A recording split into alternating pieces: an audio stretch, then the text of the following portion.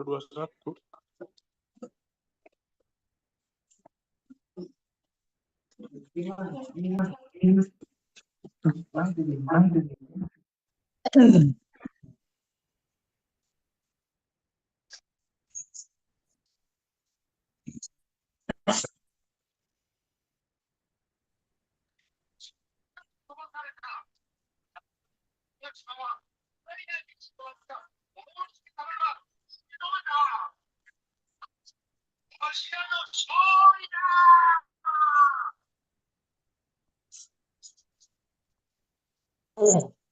Oh ya, terus ini ada yang mau ditanyain lagi. Pas apa?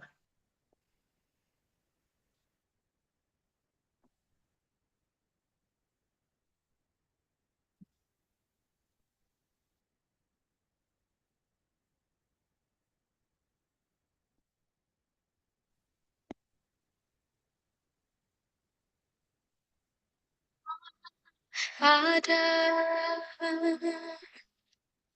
di setiap insan, di relung terdalam, di jiwa sejati manusia. Cinta yang suci tak pernah mati. Sampai ujung waktu, hembusan terakhir, nafas dan denyut nadi kita.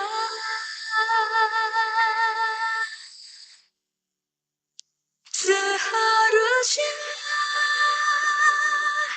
kita mensyukuri semua dengan saling mengasihi, saling menyayang sesama manusia.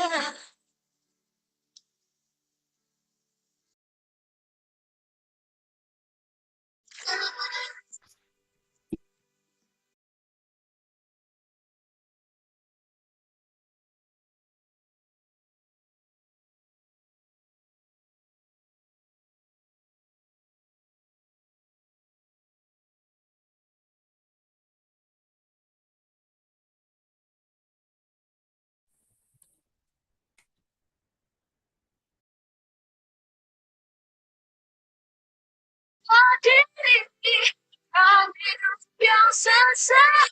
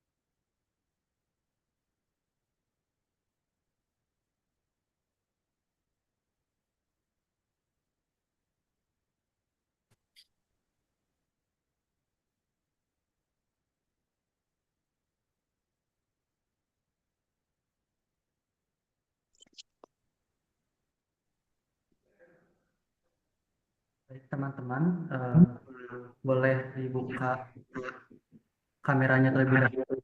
Acara akan segera dimulai.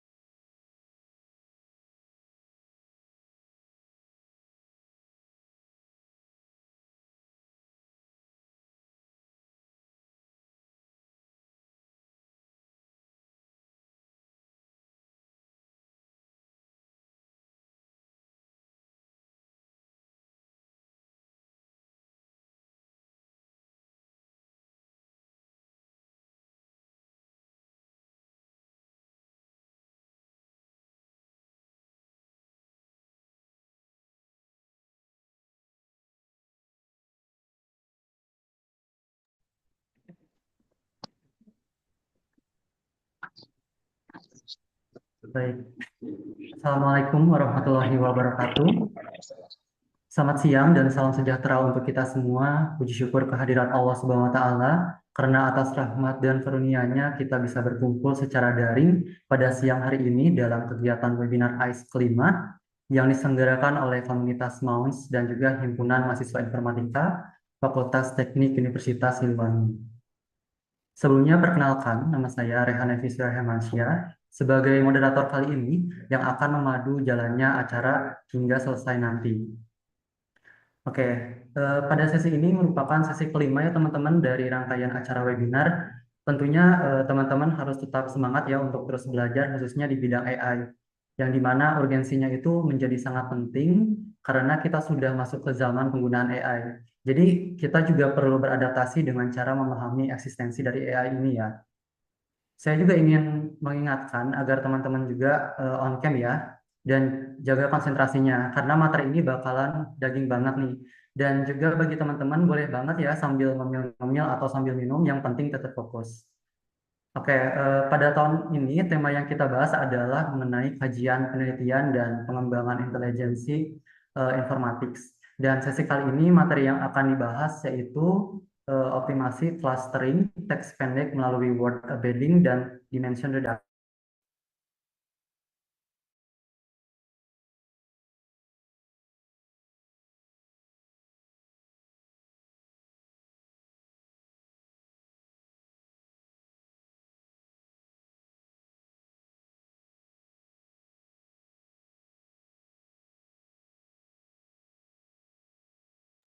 Oke, baik, selanjutnya izinkan saya untuk memperkenalkan pemateri kita ya pada sesi kali ini. Beliau adalah Pak Muhammad Siddiq Asyaki, STMT, dan kita coba lihat untuk CV-nya. Oke, beliau bernama Muhammad Siddiq Asyaki dengan email asyaki@unsilac.id, dan beliau memiliki keahlian di bidang teknologi yaitu Node.js, Next.js, React, Flutter, dan lain sebagainya.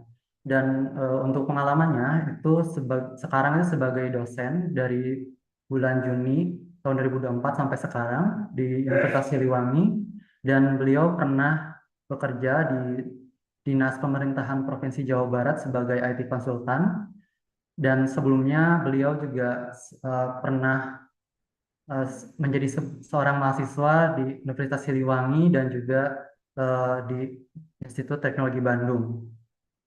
Dan ada beberapa proyek yang pernah diikutinya, yaitu ada 2, si Pelayang Sunda dan juga si Perjadin. Oke, sangat luar biasa sekali ya pemateri kali ini. Apakah untuk Pak Saki sudah hadir dalam room? Sudah ada. Mungkin sudah siap ya Pak? Silakan Pak, untuk waktu pematerian itu 60 menit kepada Bapak Muhammad Siddiq Asyaki STMT. Waktu dan tempat dipersilahkan. Baik. Terima kasih Rehan sebagai moderator ya sudah memperkenalkan saya. Juga terima kasih juga atas kehadiran dari peserta. Kemudian panitia-panitia juga sudah bekerja keras supaya webinar ini berjalan secara lancar ya. Em, Kebetulan di sini saya baru juga ya. Jadi mungkin saya dengar kalau peserta-peserta webinar ini katanya mahasiswa baru ya kebanyakan. Di sini saya juga mungkin baru 1 tahun sebagai dosen dan dalam 1 tahun ini kebetulan ini Raihan ya. Saya eh, sering melihat ya di luar kelas. Raihan itu adalah salah satu mahasiswa di luar kelas yang sering saya lihat. Kayaknya dia itu em, paling apa ya? Dia kayaknya banyak terlibat dengan penelitian-penelitian dosen lain. Kemudian kayaknya aktif juga di lab ya kayaknya Raihan. Nah, ya, yang saya ingin saya sampaikan itu mungkin kalian juga eh, sebagai mahasiswa baru atau mungkin mahasiswa yang tahun 2024, 2023 ada yang mau aktif gitu ya. Jadi saya harapkan kalian bisa aktif di penelitian, kemudian aktif di lab juga. Kenapa harus aktif penelitian? Soalnya kalian itu ya mungkin sebagai portofolio ya, dan apalagi kalau misalnya penelitian kalian bisa berhasil dipublikasikan di jurnal internasional yang bereputasi, mungkin kalian bakal dimudahkan gitu kelulusannya. Oke, baik itu ya. Mungkin itu pembuka dari saya. Saya mohon izin share ya.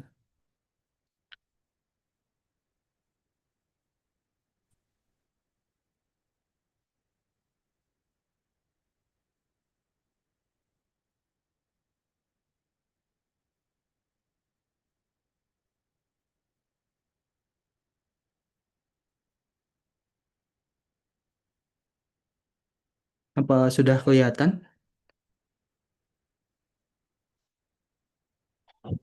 Sudah, Pak. Oke, makasih. Em, Mungkin tadi juga ada yang lihat halamannya ada 50, tapi tenang aja ya. Itu ada template dari template soalnya belum dihapus. Sebenarnya halamannya nggak sampai 50.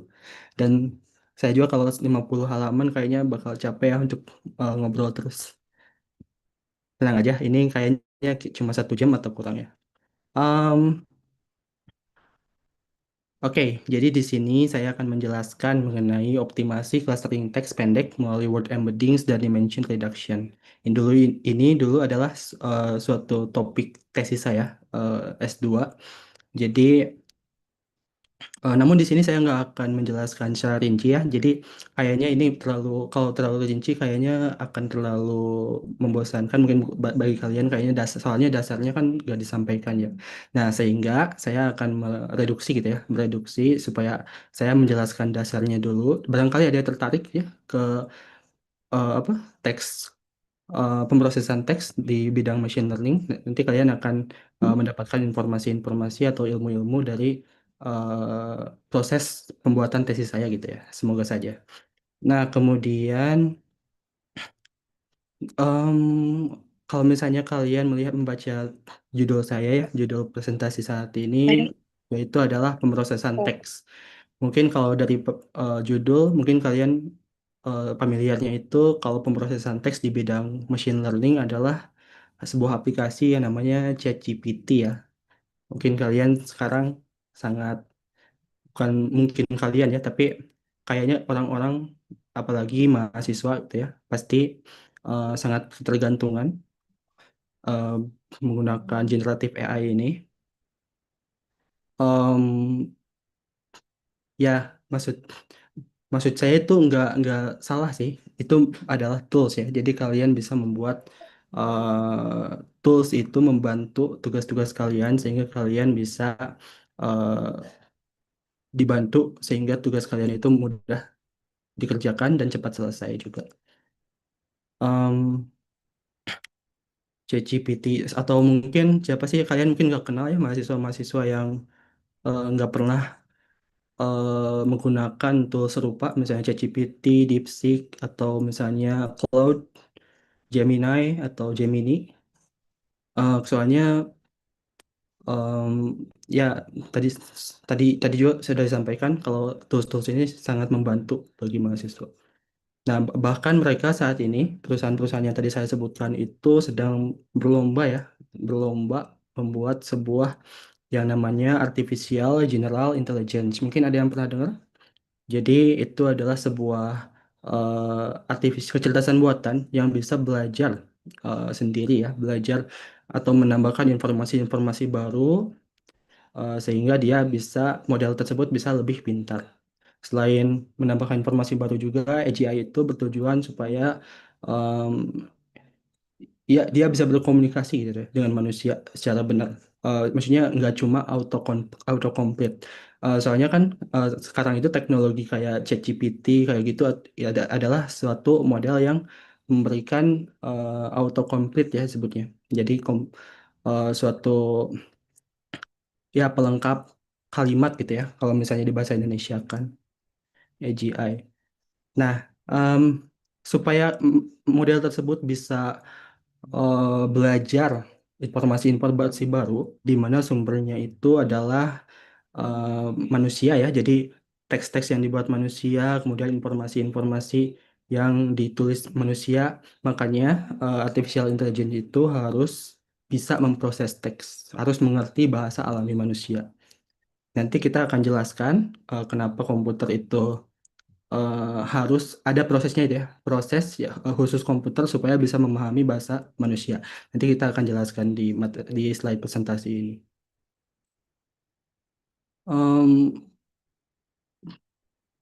Oke, nah ini adalah topik yang saya ambil ya. Jadi judul tesis saya dulu itu adalah Improving the Performance of HTTP Scan on Short Text Clustering by Using Word Embeddings and UMAP. Namun kalau misalnya direduksi, judulnya adalah yang optimasi clustering teks pendek melalui word embedding dan dimension reduction. Jadi lebih dasar ya.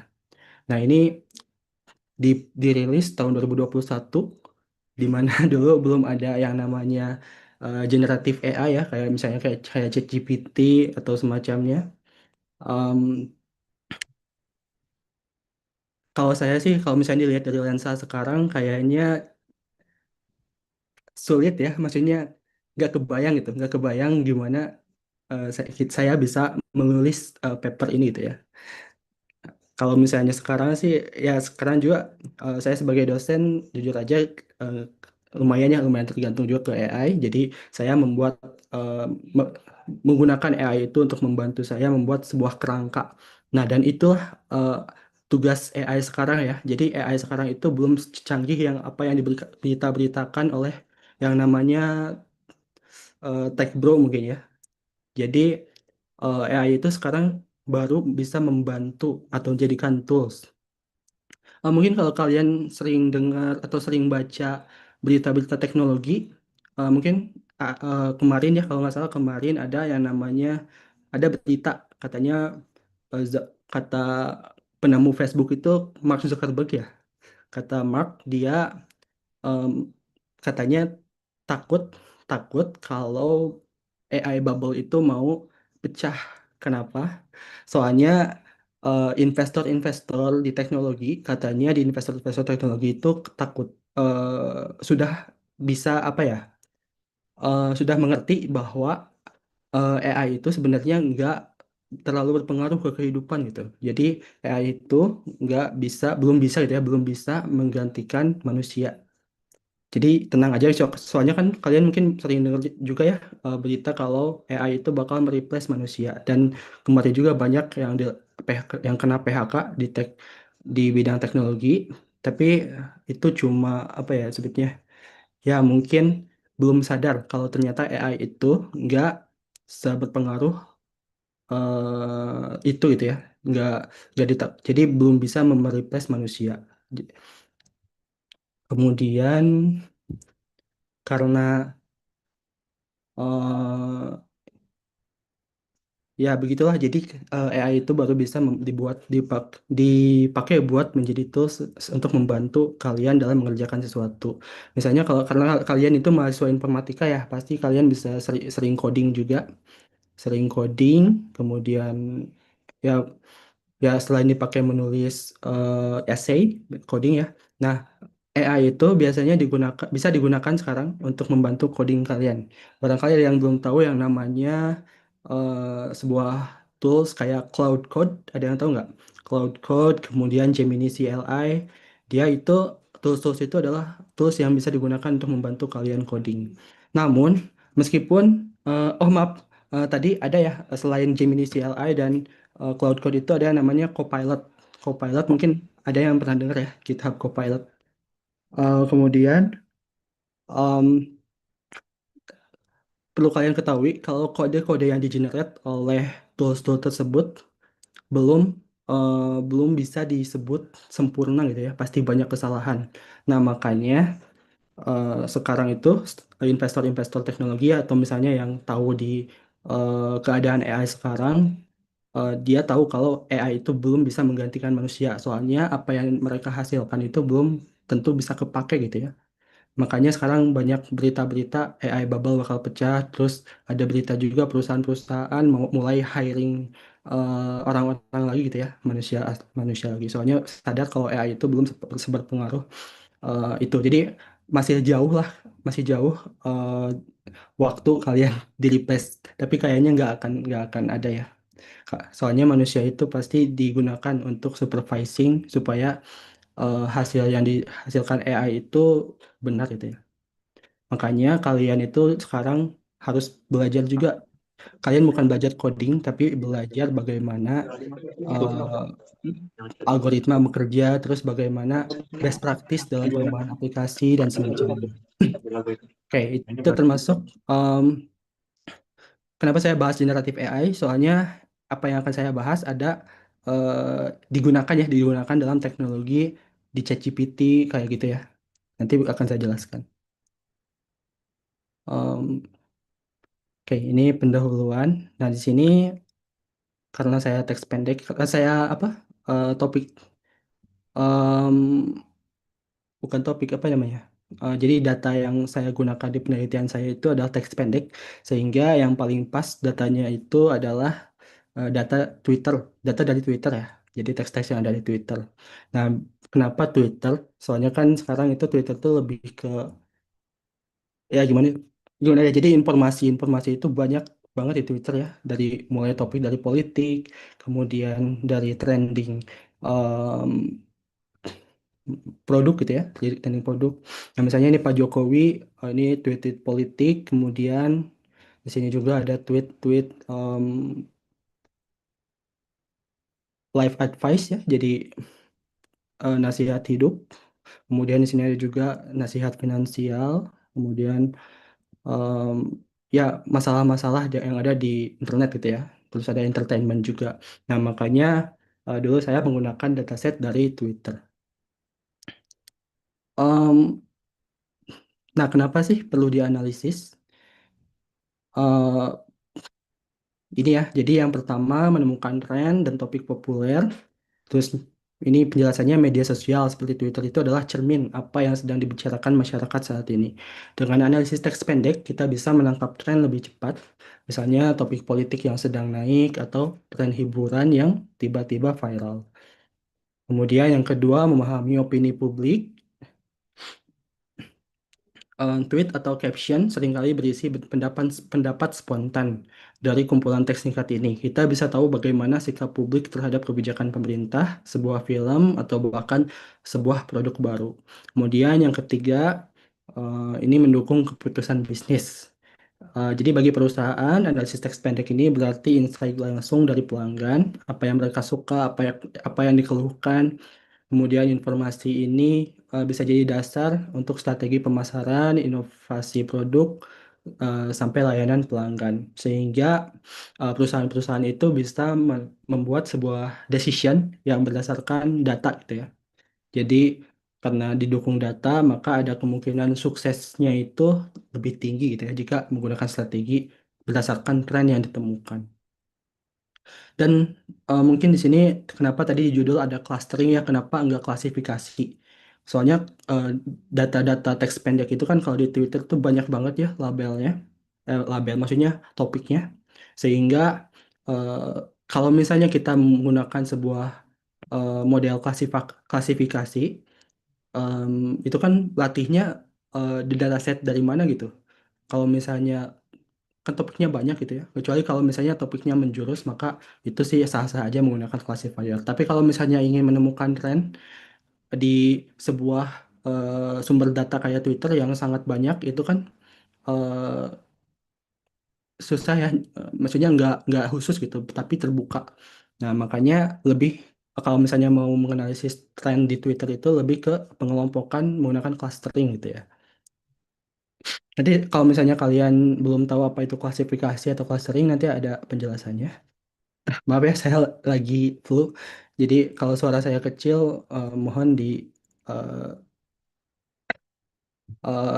di apa? Dimaklum. Oke, kita lanjut. Nah, di sini ada tantangan pemrosesan teks pendek dari media sosial. Yang pertama, teks-teks dari teks pendek itu sangat singkat, sehingga informasinya terbatas. Kalau informasi terbatas, berarti teks itu konteksnya sedikit ya. Nah, kalau misalnya model AI, bukan model AI, tapi model sebuah eh, pemrosesan teks itu eh, ke, ke, ke, ke, ke apa eh, kekurangan konteks, maka klasifikasi atau pengelompokannya itu jadi tidak akurat gitu ya. Jadi pemrosesan teksnya tidak akurat analisisnya. Maka nanti kita harus membuat sebuah solusi supaya meskipun teksnya pendek, kita menggunakan sebuah model yang sudah tahu konteks atau sudah mengerti eh, arti dari kata tersebut. Nah, nanti kita jelaskan lagi. Nah, kemudian yang kedua ada banyak noise. Noise itu semacam kata-kata yang tidak penting ya. Misalnya slang, typo, emoji, hashtag. Tapi di beberapa kasus, misalnya emoji ya. Kalau kalian pernah dengar kan ada yang namanya sentiment analysis. Nah, biasanya emoji juga bisa digunakan untuk em, menentukan apakah sebuah teks itu memiliki sentimen positif atau negatif. Nah, dari hashtag juga, biasanya hashtag itu kita gunakan cleaning dulu ya. Jadi eh, si simbol pagarnya itu dihilangkan. Nah, baru teksnya digunakan untuk dianalisis supaya si teksnya itu bisa dikelompokkan dengan benar. Kemudian yang ketiga, jarang overlap kata atau misalnya kalau dalam bahasa Inggris disebutnya lack of word co-occurrence ya. Nah, jangan masalah ini itu menyebabkan data sparse. Nanti kita jelaskan juga apa itu data sparse. Kemudian yang keempat, dimensinya tinggi. Nah, kenapa tadi di judul ada reduksi reduksi dimensi? Soalnya kalau misalnya teks pendek itu kebanyakan dimensinya jadi tinggi ya. Kalau misalnya kita menggunakan vektorisasi atau representasi kata yang tradisional. Soalnya kan di sini ada ribuan fitur kata tuh. Biasanya dimensinya tinggi. Nah, kemudian di sini ada tanpa label. Jadi kalau misalnya tadi sudah disebutkan ya, kalau misalnya kita membuat apa menganalisis sebuah teks yang ada di Twitter, biasanya itu karena topiknya luas sehingga data trainingnya juga terbatas gitu ya. Data trainingnya itu paling menjurus ke salah satu topik gitu. Jadi kalau misalnya kita ingin mengklasifikasi em, secara keseluruhan di topik Twitter itu ya, di topik-topik Twitter, maka yang paling pas itu adalah clustering. Nah, di sini adalah beberapa pendekatan untuk analisis teks. Yang pertama ada klasifikasi teks, classification, atau pengelompokan teks atau clustering. Yang saya warnai merah ini adalah yang paling umum ya, yang paling umum. Nanti akan saya jelaskan juga. Nah, yang ketiga ada pemodelan topik. Nah, ini hampir mirip dengan pengelompokan eh, secara clustering ya. Cuman pemodelan topik itu dia bisa mengidentifikasi ada topik apa saja di dalam sebuah teks. Kalau misalnya clustering, clustering itu kan outputnya cuma satu ya. Kalau misalnya em, saya suka anjing gitu ya. Nah, terus clusteringnya itu maka eh, dia ditempatkan di mungkin di label peliharaan gitu ya. Nah, kalau di pemodelan topik, mungkin dalam satu teks itu ada topik binatang peliharaan dan eh, favorit mungkin ya. Nah, jadi topiknya itu kalau misalnya menggunakan pemodelan topik bisa lebih dari satu ya. Kayak barusan ada topik binatang peliharaan, kemudian yang satu lagi ada topik favorit. Nah, kemudian yang keempat, analisis sentimen. Ini juga lebih ke klasifikasi teks ya. Cuman bedanya dengan klasifikasi teks, analisis sentimen ini biasanya outputnya itu adalah positif, netral, dan negatif. Jadi biasanya cuma tiga itu ya. Tapi bisa lebih kok, bisa lebih kayak sangat positif, positif, netral, negatif, sangat negatif, itu bisa. Nah, itu analisis sentimen. Jadi termasuk ke klasifikasi, tapi outputnya cuma tiga itu ya.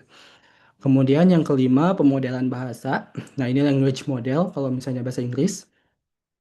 Nah, ini adalah yang digunakan eh, oleh tools-tools kayak ChatGPT ya. ChatGPT, kemudian kayak Cloud, ini termasuk itu termasuk language model. Kalau atau disebut juga kalau misalnya besar ya, disebut juga large language model atau LLM ya. Mungkin kalian pernah baca LLM. Nah, itu adalah teknologi yang mendasari eh, tools seperti ChatGPT dan semacamnya. Kemudian yang keenam adalah peringkasan teks, jadi atau text summarization. Jadi ada teks panjang, kemudian dibuat pendek gitu ya. Jadi yang pentingnya aja diambil. Nah, teks ini ada catatan. Teks yang dimaksud adalah teks tidak terstruktur atau bahasa alami ya. Em, kemudian, nah ini classification versus clustering.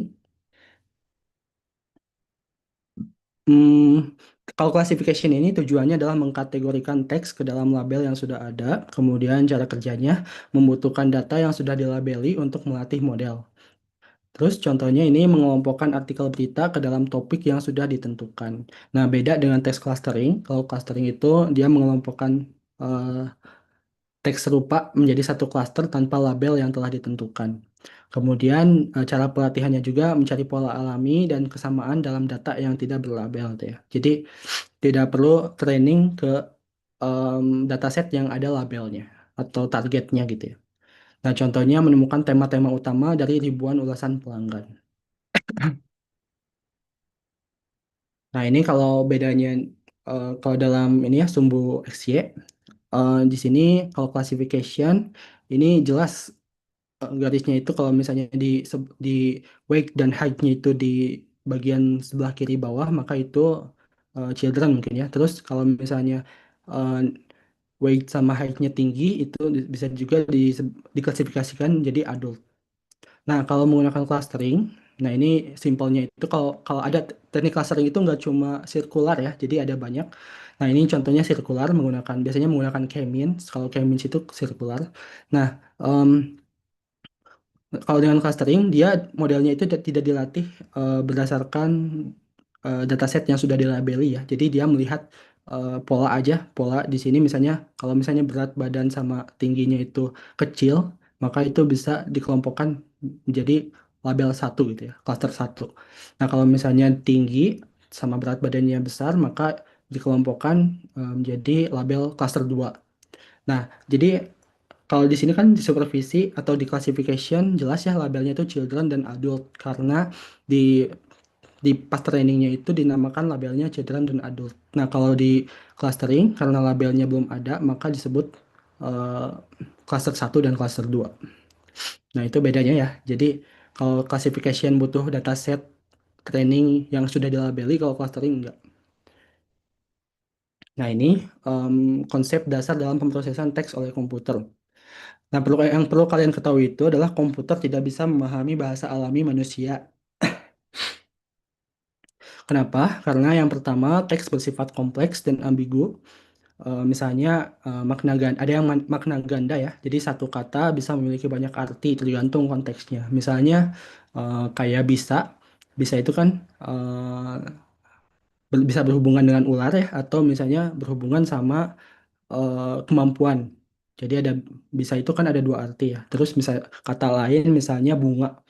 Nah, kalau bunga itu kan bisa em, dikaitkan dengan sebuah hadiah itu ya, misalnya hadiah ke pacar atau semacamnya. Kemudian ada juga bisa diartikan sebagai eh, berkaitan dengan hutang gitu ya, hutang hutang itu kan biasanya suka ada bunga kalau eh, ya kalau misalnya di bank atau semacamnya gitu.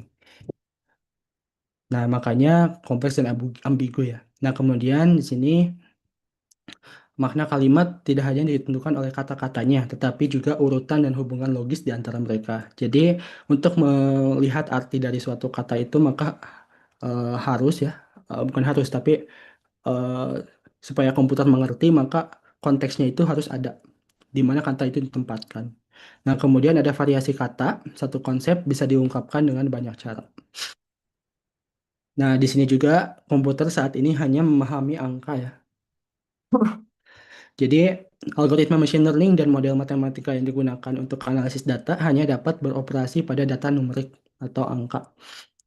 Teks dalam bentuk mentahnya tidak dapat dimasukkan langsung ke dalam persamaan atau model. Nah, jadi teks itu diubah dulu ke bentuk sebuah vektor angka ya. Nanti akan ada contohnya.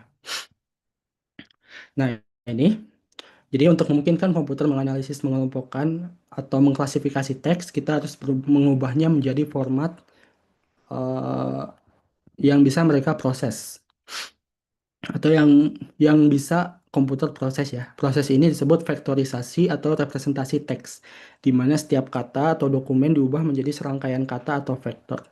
Nah, misalnya di sini ada tiga kata ya, tiga kalimat maksudnya. Ada small dog atau anjing kecil, kemudian yang kedua ada cute cute cat atau kucing lucu-lucu, kemudian ada cute dog atau anjing lucu. Nah, di sini teks ini diubah dulu ke dalam sebuah vektor ya. Nah, ini teks representasi kata yang paling mendasar namanya bag of words atau kantong kata. Nah, jadi si vektornya itu diubah berdasarkan kemunculan katanya. Misalnya ini eh, small dog ya. Jadi kalimat pertama atau dokumen pertama itu direpresentasikan dengan 0011.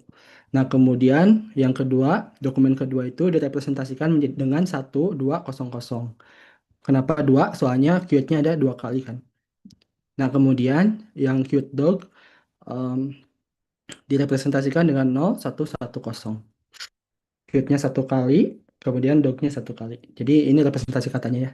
Nah, dari sini si komputer bakal em, melihat ya em, kemiripannya itu dari sini gitu ya, dari kemunculan katanya gitu ya, dari bag of words.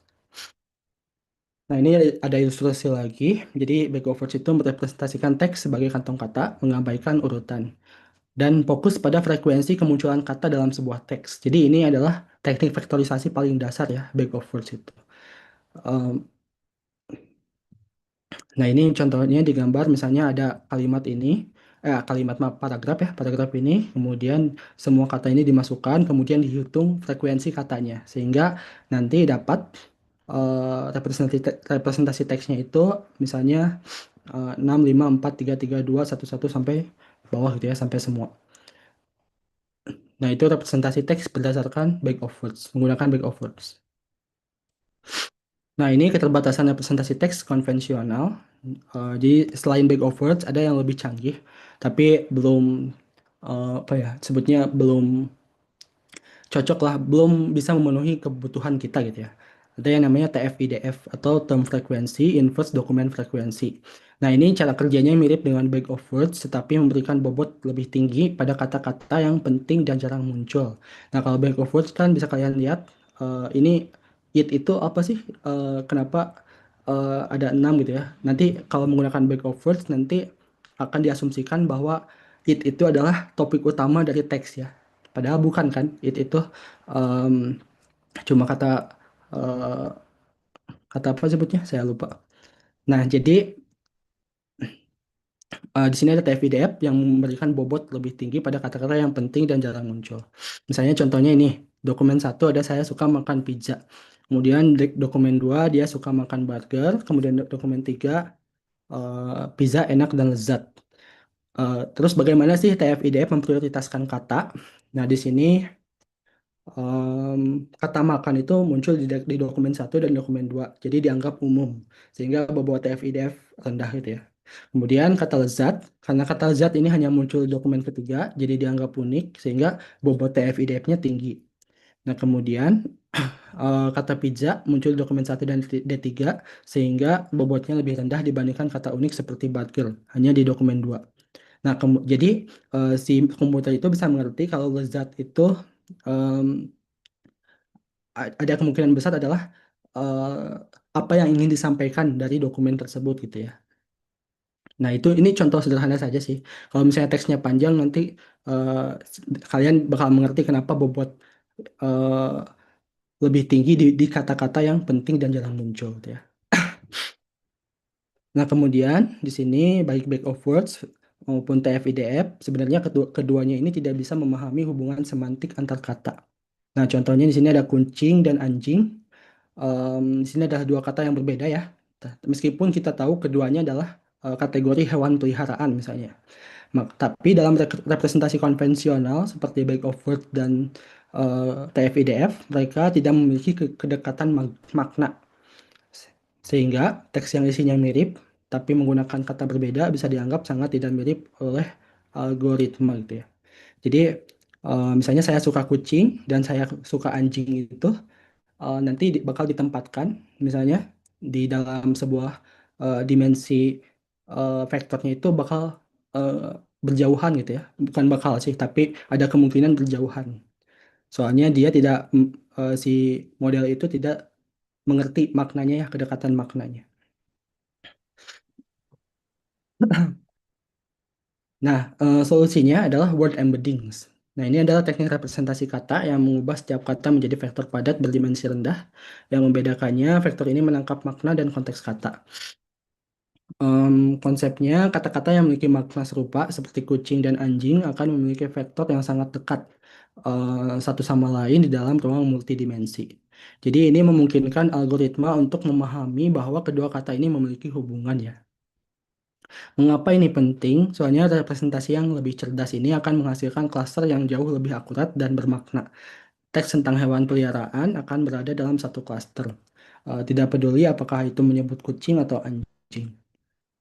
Nah, ini ada contohnya. Mungkin dulu di tahun 2021 ini belum sering digunakan ya word to fact, fast text dan BERT ini belum belum sering digunakan. Tapi kayaknya di tahun-tahun sekarang di 2025 kayaknya kalian udah mengenal ya apa itu BERT dan semacamnya. Jadi ini contoh word embedding yang paling populer sekarang. Nah, ini contohnya optimasi clustering menggunakan word embeddings. Misalnya ada kalimat A, saya pergi ke bank untuk menyetor uang. Kemudian kalimat B, dia duduk di tepi bank sambil memancing ikan ya. Jadi kalau misalnya kita menggunakan word to fact, jadi karakteristiknya itu satu kata sebenarnya satu vektor tetap ya, tidak peduli konteks. Jadi kata bank ini punya vektor sama di kalimat A dan kalimat A dan B. Nah, vektornya ini 0,24, min 0,12 sampai min 0,33. Padahal konteksnya berbeda ya.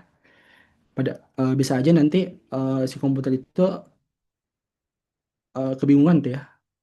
Kenapa dia muncul misalnya di apa di dalam konteks mancing gitu kan. Nah, kemudian ini fast text juga sama. Jadi word to fact sama fast text ini sangat mirip. Tapi fast tag ini dia pakai subword atau n-gram karakter ya. Jadi saat trainingnya itu dia menggunakan n-gram karakter. Jadi bisa lebih baik untuk kata baru atau morfologi. Ya, soalnya bisa aja kan kita sudah melatih sebuah model, korpusnya sudah lengkap gitu ya. Tapi saat kita implementasikan, ada suatu kata yang tidak ada di korpus yang model itu pakai ya. Jadi atau bisa disebut juga OOV, out of vocabulary. Nah, kalau dengan fast text dia bisa em, apa ya disebutnya? Dia bisa memberikan vektor. Dia bisa memberikan vektor baru berdasarkan n-gram dari teks baru tersebut ya. Nah, misalnya ini Fastech bisa bikin vektor banking, banker, dan lain-lain meskipun jarang ada di data. Soalnya dia di Fastech itu dia belajar bank itu apa, terus ada ing ya, terus bank, terus ada R juga. Jadi eh, dia bisa membuatkan vektor meskipun si kata itu tidak dikenali dalam vocabulary atau OOV ya. Nah, ini juga sama kayak word to fact cuma ada satu em, satu vektor. Nah, kemudian BERT di sini karakteristiknya itu vektor kata bergantung pada konteks kalimat. Jadi di sini bank di kalimat A sama bank di kalimat B itu memiliki vektor yang berbeda tergantung apa yang dia lihat di sekitarnya itu ya. Jadi misalnya di kalimat A, si Bird itu bakal lihat ke belakang gitu ya. Saya pergi ke bank terus untuk menyetor uangnya. Jadi banknya itu dia melihat konteks katanya di mana gitu ya. Nah, maka baru dia membuatkan sebuah vektor. Nah, di kalimat B juga sama, dia bank itu dia melihat eh, kata sebelumnya dan kata sebelahnya, dia duduk di tepi, kemudian sambil memancing ikan. Jadi em, vektornya ini berbeda ya dengan kalimat A. Nah, ini yang optimasi selanjutnya yang saya lakukan di paper saya itu adalah dimension reduction atau pengurangan dimensi. Nah, bisa kalian lihat kalau di contoh ini kan cuma 5 dimensi ya, tapi sebenarnya bisa banyak, bahkan bisa sampai 300 dimensi ya. 300 dimensi atau kalau nggak salah Bird itu ada 768 dimensi. 700-an ya. Yang isinya adalah angka ini, vektor ini. Kalau ini cuma 5 dimensi, ini cuma contoh aja ya. Nah, mengapa vektor masih perlu disederhanakan? Meskipun word embeddings itu lebih ringkas, misalnya 100 sampai 300 dimensi daripada bag of words yang ribuan dimensi ya. Soalnya kan eh, itu berdasarkan frekuensi kata yang semua muncul dalam korpus. Nah, maka data yang terlalu banyak dimensi masih menimbulkan masalah, sering disebut curse of dimensionality. Ini membuat clustering menjadi kurang efektif dan komputasi menjadi lebih lambat. Ya, jadi selain mengurangi akurasi, eh, dimensi yang tinggi juga membuat komputasi menjadi lebih lambat ya. Nah, dengan reduksi dimensi atau dimension reduction, tujuannya itu mengurangi jumlah dimensi vektor sambil mempertahankan informasi yang tertanam dalam vektor tersebut ya. Jadi meskipun dimensinya dikecilkan, misalnya dari 300 menjadi 50, nah itu tetap retain informasi yang tersembunyi dalam vektor tersebut ya. Manfaatnya itu efisiensi komputasi, algoritma clustering bekerja jauh lebih cepat daripada data berdimensi rendah. Kemudian manfaat dua, visualisasi, memungkinkan kita untuk memproyeksikan data ke dalam bidang dua dimensi atau tiga dimensi, sehingga klaster yang terbentuk dapat dilihat secara visual. Nah, mungkin kalau kalian pernah mencoba plotting ya, plotting hasil pengelompokan kalian. Nah, itu ada pengurangan dimensi dulu, biasanya menggunakan TSNA ya. TSNA dikurangi, dimensinya dikurangi sehingga cuma dua dimensi atau tiga dimensi, kemudian ditampilkan atau diplotting gitu ya, supaya bisa kelihatan gambaran pengelompokannya bagaimana. Nah, ini contohnya, contoh teknik reduksi dimensi ada TSNA, teknik yang sangat populer untuk visualisasi karena fokus menjaga kedekatan data yang awalnya berdekatan. Maaf. Yang kedua, nah ini adalah metode yang digunakan di paper saya, UMAP. Teknik ini yang lebih baru dan canggih. UMAP seringkali menghasilkan visualisasi yang lebih baik, lebih cepat, dan mempertahankan struktur global data lebih baik daripada TSNA. Nah, dengan optimasi clustering, pengaruhnya itu cluster yang terlihat jelas, wawasan baru yang mudah dipahami atau noise, dan kemudian yang ketiga noise reduction. Yang ke Pengaruh negatifnya, ya, yang pertama kehilangan informasi. Jadi ada kemungkinan ya meskipun pengurangan dimensi itu berusaha retain informasi yang ada di vektor asli, dia masih tetap bisa kehilangan informasi. Apalagi kalau pengurangan dimensinya itu sangat signifikan, misalnya dari 1000 dimensi menjadi 5 dimensi. Nah, itu kan sangat besar kemungkinannya informasi di vektor asli itu hilang kan. Nah, itu pengaruh negatifnya. Kemudian interpretabilitas berkurang, terus preprocessing overhead.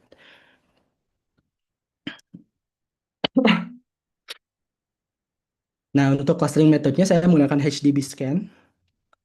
Jadi ini adalah sebuah algoritma clustering yang em, berdasarkan density ya. Jadi berdasarkan ketebalan suatu data, suatu poin. Nah, ini adalah versi robust dari DBSCAN. Kalau DBSCAN itu bedanya sama bedanya paling apa ya paling signifikan dari DBSCAN. DBSCAN ini lebih cocok atau lebih bagus dalam mengidentifikasi outlier ya. Dimana kalau teks pendek itu banyak outliernya. Jadi di sini saya menggunakan HDB scan untuk analisis teks pendek ini yang seringkali memiliki banyak noise atau data outlier karena algoritma ini tidak memaksa setiap data masuk ke cluster, melainkan mampu mengenali titik dengan kepadatan rendah sebagai noise dan memisahkannya dari cluster utama. Nah, bisa dilihat contohnya ya kalau menggunakan DB scan.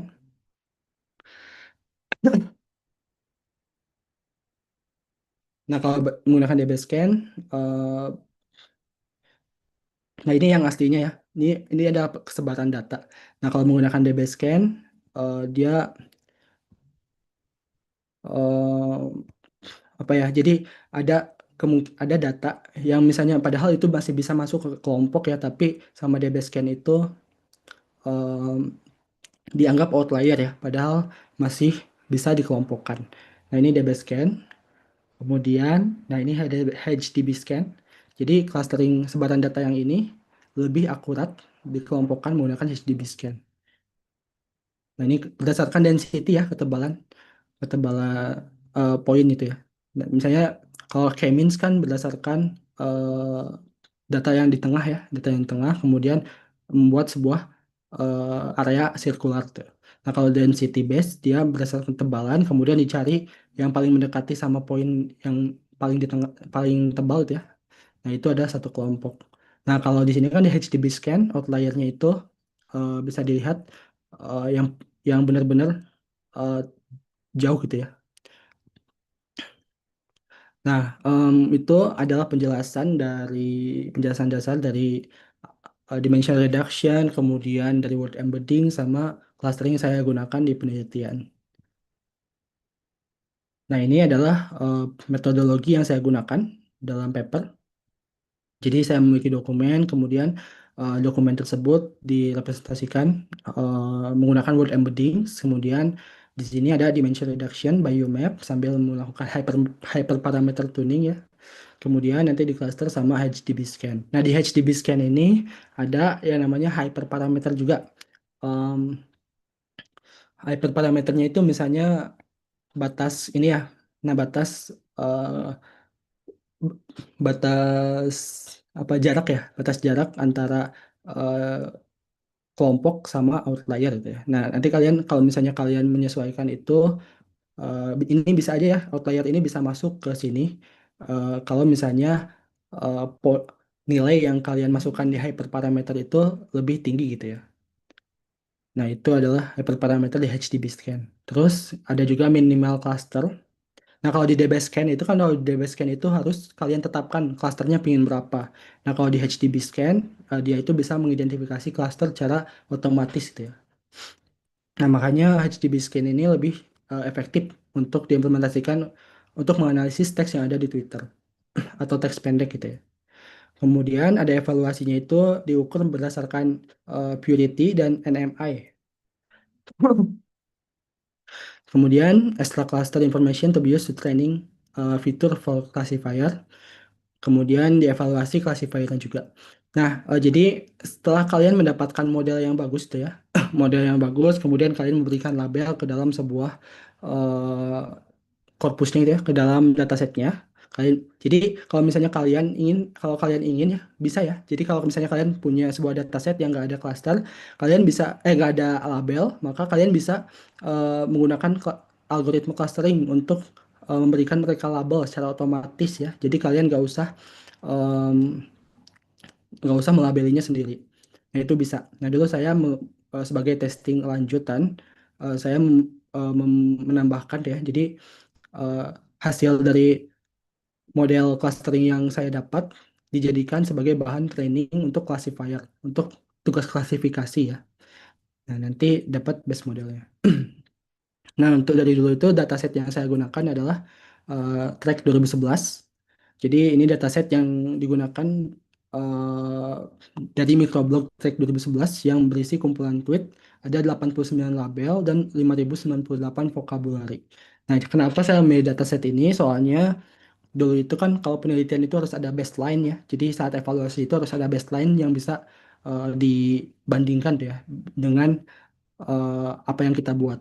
Nah, karena dulu kebanyakan penelitian-penelitian itu menggunakan dataset ini, jadi supaya bisa saya mengkomparasi dengan baseline, saya menggunakan dataset yang sama, yaitu track 2011.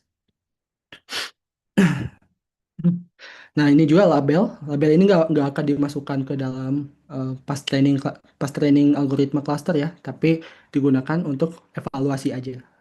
Jadi nanti saat menghitung purity sama NMI-nya itu menggunakan label ini. Nah, ini metode evaluasinya. Jadi kita perlu metrik objektif untuk mengukur seberapa baik cluster yang ditemukan oleh algoritma benar-benar mewakili topik yang relevan. Metrik ini membantu kita membandingkan hasil clustering dengan label yang sudah diketahui untuk memastikan model kita akurat. Nah, kalau purity itu adalah menghitung seberapa murni cluster berisi data dari satu kelas yang sama. Misalnya sebuah cluster berisi 10 dokumen, 8 tentang politik, 2 tentang olahraga. Maka purity-nya itu adalah 0,8. Tapi kalau misalnya semua isinya satu topik, misalnya cuma olahraga aja, maka purity-nya itu 1. Nah, sebenarnya purity itu udah jarang digunakan sih dulu itu. Eh, udah jarang digunakan buat evaluasi clustering. Nah, yang paling sering digunakan itu adalah Normalized Mutual Information atau NMI. Nah, kalau di NMI itu mengukur kesesuaian antara hasil cluster dan label asli dinormalisasi agar adil meski jumlah cluster berbeda. Misalnya kita punya 6 dokumen dengan label asli eh, 3A dan 3B ya. Lalu hasil clustering misalkannya menjadi 3A dan 3B, maka NMI sama dengan 1 sempurna. Tapi kalau hasil clusteringnya acak, AB, AB, AB, maka NMI 0, 0 karena tidak ada kesesuaian dengan label asli. Nah, makanya saya membutuhkan dataset yang ada labelnya ya, supaya bisa diukur atau dievaluasi performance model yang saya buat. Nah, ini skenario eksperimennya. Di sini saya menggunakan 3 text representation atau word embedding. Maaf, ada TF-IDF ya. Ini adalah salah satu teknik representasi kata yang sering digunakan sebelum adanya word embedding, itu TF-IDF. Kemudian yang kedua, ini adalah word embedding yang namanya BERT. Nah, di BERT ini ada 768 dimensi ya. Nah, kemudian ada fast text. Fast text ini ada 300 dimensi. Nah, kemudian di sini ada satu lagi, ada 3 lagi, tapi bedanya dia menggunakan UMAP ya. Jadi sama TF-IDF, BERT sama FASTEC, tapi digunakan dimension reduction atau UMAP, menggunakan UMAP. Nah, kemudian untuk metode clusteringnya sama, menggunakan HDB scan. Nah, berdasarkan evaluasi, ternyata teknik atau model yang paling bagus itu adalah bagian FastText, UMAP, dan HDB scan. Dia mendapatkan skor purity 0,895 dan NMI 0,867 dan di follow sama Bird ya. Saya dulu kaget kenapa saya kira dulu Bird itu bakal lebih bagus dibandingkan Fastex. Soalnya kan dia lebih lebih state of the art dibandingkan Fastex, tapi ternyata hasilnya Fastex itu lebih bagus untuk merepresentasikan kata di dataset yang saya gunakan. Ya mungkin itu sih, soalnya dataset yang saya gunakan dulu banyak mungkin disebutnya apa ya? em, Ya ada typo ya kalau nggak salah saya karena ini ya. Nah, kayak ini kan typonya itu kayak gebagbo gitu ya. em, dan semacamnya. Jadi fast text ini karena dia menggunakan n-gram yang mungkin lebih akurat dibandingkan word piece yang digunakan di BERT untuk mengidentifikasi OOV, maka di fast text ini lebih akurat, lebih lebih apa ya, lebih bagus skornya. Nah, sedangkan bisa kalian lihat juga kalau misalnya dia tidak menggunakan dimension reduction, bedanya sangat jauh ya. BERT itu cuma 0,560 dan NMI-nya 0,623 dan seterusnya. Oke, ini kesimpulannya. Jadi secara umum, model FastText UMAP HDB Scan memiliki kinerja terbaik dibandingkan dengan baseline maupun model lain yang diusulkan. Sehingga dapat disimpulkan dari hasil penelitian bahwa model clustering ini menghasilkan kualitas cluster yang paling baik dan lebih representatif terhadap data. Sebaliknya, model-model yang tidak menggunakan UMAP untuk reduksi dimensi menunjukkan performa clustering yang buruk karena HDB Scan kurang mampu menangani data berdimensi tinggi. Ya, dulu itu eh, saya tadi lupa menyebutkannya kalau HDB scan itu emang lebih efektif kalau digunakan dalam vektor yang berdimensi rendah. Sehingga dibutuhkan sebuah apa ya? sebuah sebuah metode atau algoritma dimension reduction. Nah, di sini juga saya sebenarnya nggak masukin semua baseline-nya. Jadi perlu kalian tahu kalau model di sini itu lebih bagus dibandingkan baseline. Cuman saya nggak masukkan di tabel. Oke, paling itu aja ya yang bisa saya sampaikan. Saya kembalikan lagi ke moderator ya. Terima kasih. Baik, terima kasih banyak kepada Bapak Muhammad Siddiq Asyaki STMT atas pemaparan yang sangat luar biasa. Materi tersebut ya sangat bersinggungan sekali ya dengan kelompok keahlian ISI yang khususnya pada mata kuliah Machine Learning, AI, dan juga NLP ya Pak, atau pemrosesan bahasa alami. Semoga dengan pematerian tadi bisa menjadi ilmu yang dapat kita terapkan atau minimal bisa menjadi gambaran teman-teman informatika nih untuk kedepannya gitu ya. Nah, untuk selanjutnya kita masuk ke sesi tanya jawab ya. Bagi peserta yang ingin bertanya langsung, silahkan raise hand atau tuliskan pertanyaan melalui slide yang sudah kami sediakan.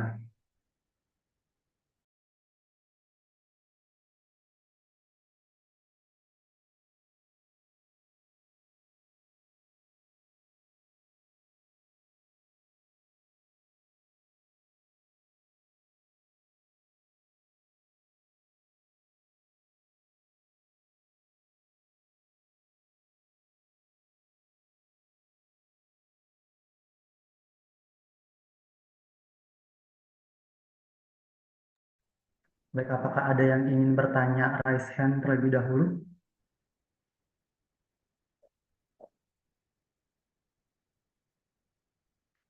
Oke, tidak, kalau, jika tidak ada, kita langsung aja ke slide ya. Izin membacakan. Untuk pertanyaan yang pertama, apakah ada kasus nyata di dunia industri atau pemerintahan di mana hasil clustering teks ini benar-benar dipakai untuk mengambil keputusan? Mungkin bisa langsung dijawab saja, Pak. Oke, em, maaf ya. Jadi pertanyaannya itu adalah apakah ada kasus nyata di dunia industri atau pemerintahan di mana hasil clustering teks ini benar-benar dipakai untuk mengambil keputusan? Em, Banyak ya. Jadi bahkan bukan di industri teknologi aja tuh ya atau industri yang eh, swasta itu ya. Pemerintahan juga benar pemerintahan juga ada gitu ya. Jadi dulu saya pernah kerja sama dengan Diskominfo Jawa Barat dan mereka juga dia mengumpulkan data ya masukan-masukan em, dari media sosial tapi kebanyakan sih kalau nggak salah data-data yang masuk ke mereka ya kayak eh, apa masukan-masukan di form apa form saran kritik dan saran kan. Nah di sana mereka menggunakan sebuah pemodelan topik supaya tahu topik apa saja sih yang diinginkan tuh ya bukan topik apa saja tapi apa saja sih yang diinginkan oleh masyarakat itu ya. Nah itu eh, ya, itu sih yang digunakan di pemerintahan. Dan pastinya di industri swasta juga atau di perusahaan swasta juga banyak yang menggunakan data-data publik, misalnya dari media sosial untuk menentukan keputusan mereka. Jadi decision based, maaf, data based decision ya. Nah, paling itu aja sih. Apakah cukup? Oke, mungkin ke pertanyaan selanjutnya ya, Pak. Dari Anonymous, izin bertanya, Pak, kalau dataset yang dipakai semakin besar, apakah metode reduksi dimensi seperti UMAP tetap bisa bekerja dengan baik atau ada batasannya? Oh ya, ya. Untuk ini sebenarnya dulu saya eh kalau jadi dulu itu tergantung apa ya tergantung dimensi diturunnya ke dimensi berapa gitu ya. Soalnya di UMAP itu kan ada penentuan mau diturunkan ke minimal atau maksimal dimensi berapa gitu. Nah sehingga kalau misalnya meskipun datasetnya besar, kalau misalnya diturunkannya itu nggak beda jauh dengan dimensi aslinya, eh, inform maka informasi yang ada di vektor aslinya itu tetap terjaga gitu ya. Tapi kalau misalnya eh, misalnya vektor aslinya itu 5.000 dimensi, kemudian diturunkan ke 100 dimensi. Nah, itu pasti kemungkinan besar ada informasi yang hilang. Sehingga eh, kalau jadi mungkin untuk menjawab, jadi bisa ya, jadi semakin UMAP itu bisa menghandle, tetapi tergantung sama dimensi eh, tujuannya itu ya.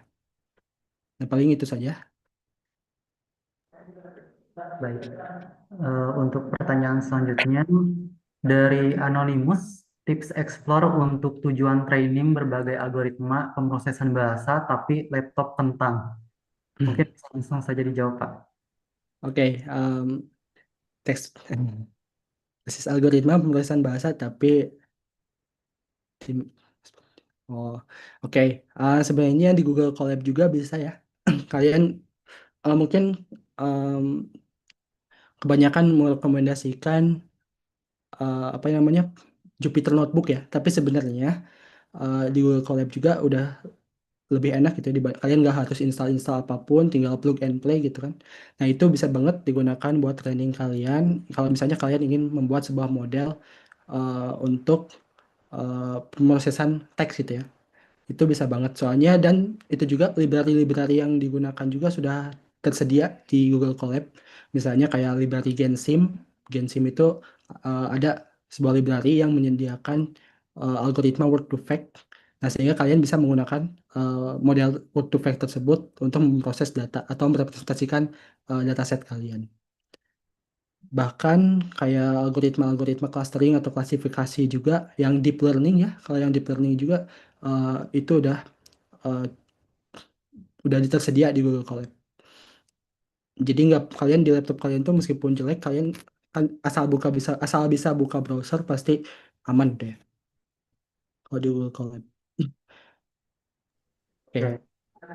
Eh, untuk pertanyaan selanjutnya dari Bimantara, apa saja kerugian atau kelemahan dari mereduksi dimensi? Apakah ada risiko kehilangan informasi penting dari data? Nah, itu ya. Mungkin pertanyaannya tadi pertanyaannya mungkin dilontarkan sebelum penjelasan saya mungkin ya. Jadi tadi kan sudah dijelaskan kalau di em, reduksi dimensi itu ada kerugiannya, ada kelemahannya ya. Jadi kalau misalnya eh, pengurangan dimensinya signifikan, maka informasi yang ada di original vektor itu bakal ada kemungkinan besar kehilangan, hilang. Sehingga kita harus hati-hati dalam menentukan parameter UMAP atau algoritma reduksi dimensi supaya informasi asli yang ada dalam vektor original itu tidak hilang. Oke, itu aja paling. Oke, untuk pertanyaan selanjutnya dari Isep Hidayatullah, dari berbagai metode word bendings yang ada, mana yang paling Anda rekomendasikan untuk kasus teks pendek dan apa alasannya? Mungkin bisa langsung dijawab saja, Pak. Oke, dari berbagai metode word embeddings. Oke, jadi kayak seperti tadi ya, tadi itu hasil dari penelitian saya bahwa fast text lebih bagus dalam pemrosesan teks pendek. Fast text itu kan dibuat oleh Facebook ya, jadi mereka mungkin karena media sosial, karena ya mungkin kan Facebook itu adalah sebuah media sosial, dan mereka tahu kalau data yang ada dalam Facebook itu adalah kebanyakan teks pendek, sehingga mereka membuat sebuah model eh, word embedding atau fast text yang bagus untuk menganalisis teks pendek.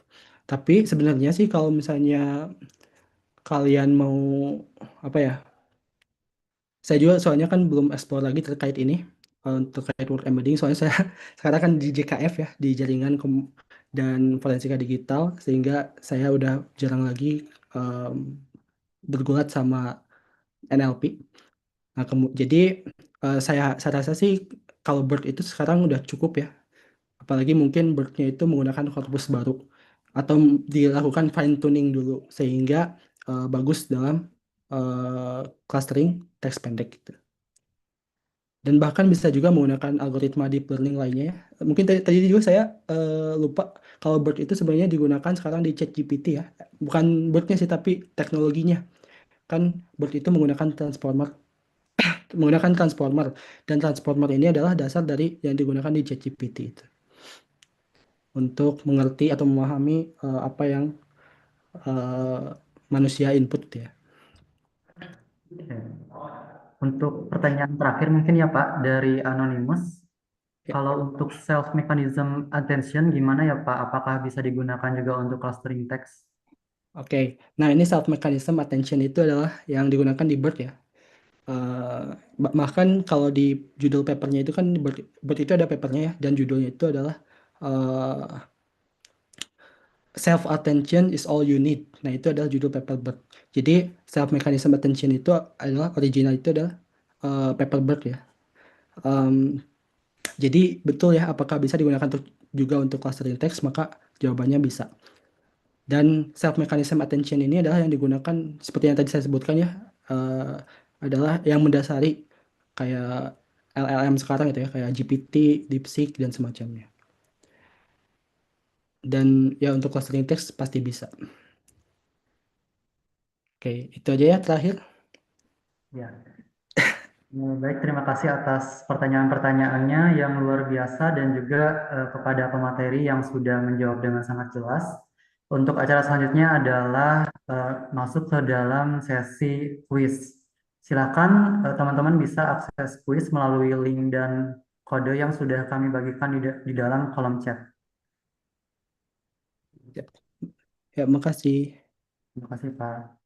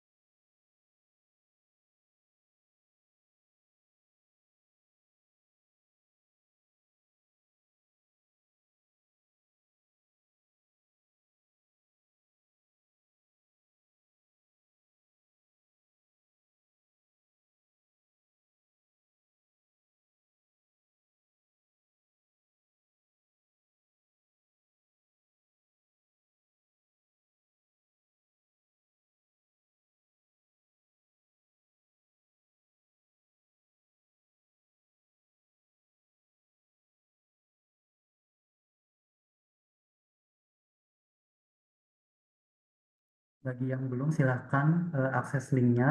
Kami tunggu sampai pukul 14.26.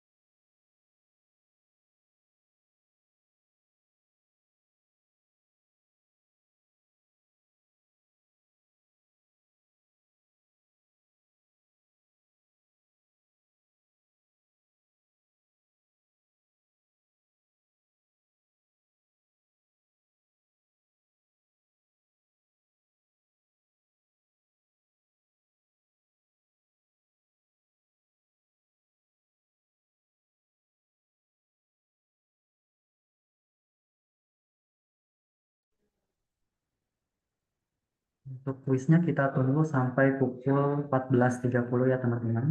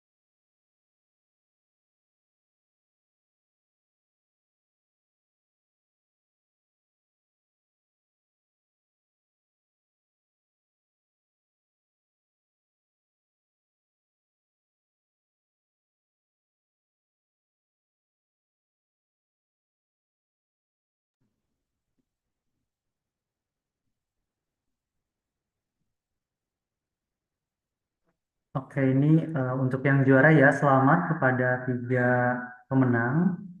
Yang pertama Arun, Sista, dan juga Zia. Ya, selamat ya bagi yang juara. Berarti yang juara itu sangat memperhatikan pematerian tadi ya. Oke. Alhamdulillah kita sudah sampai di penghujung acara sesi webinar AS yang 5 hari ini. Izinkan saya untuk menyampaikan beberapa poin kesimpulan.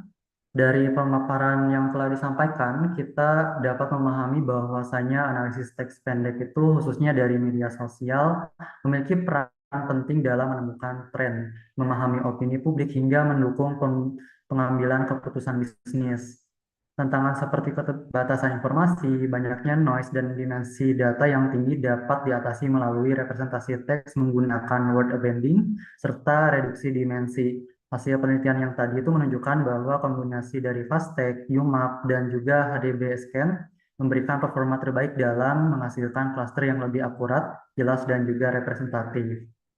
Sebelum kita benar-benar menutup sesi ini, mari kita lakukan dokumentasi terlebih dahulu ya teman-teman. Kepada teman-teman silakan nyalakan kamera dan berikan senyum terbaiknya.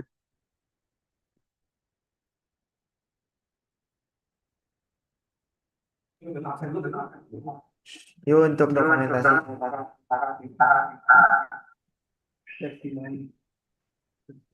Untuk slide pertama 1, 2, 3.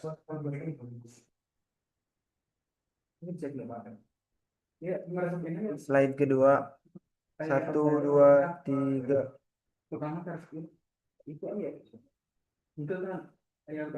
Untuk slide ketiga 1, 2, 3.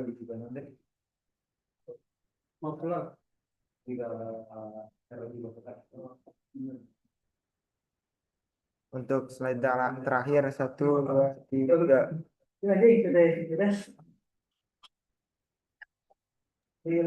Untuk sesi dokumentasi udah selesai, saya kembalikan lagi ke moderator. Baik.